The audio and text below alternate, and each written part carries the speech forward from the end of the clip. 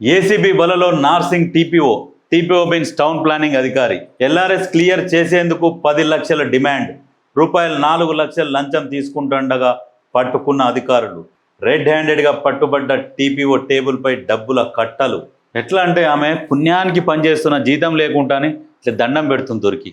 మాకేం తెలియదు, అంతా వాళ్ళే తీసుకొచ్చి మా చేతిలో డబ్బు పెట్టిర్రు అన్నట్టుగా దండం పెడుతున్నది.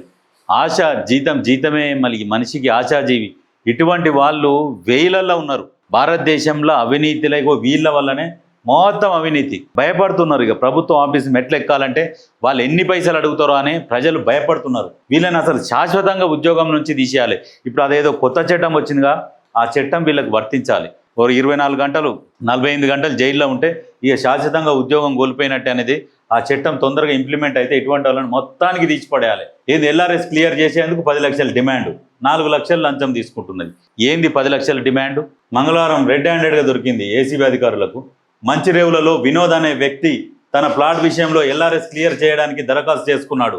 ఎల్ఆర్ఎస్ క్లియర్ చేయాలంటే 10 లక్షలు ఇవ్వాలి. టీపీఓ మణిహారిక డిమాండ్ చేశారు. టీపీఓ మణిహారిక పేర్లోనే ఉన్నది మణిహారిక. ఇక వాళ్ళ అమ్మనైనా మణిహారిక అంటే ఇక మనీ మొత్తం హరిస్తుంది అని చెప్పేసి ఇక ఆ పేరు పెట్టినట్టు ఇక ఈ రకంగా మనీ మొత్తం హరిస్తున్నది ఈమె.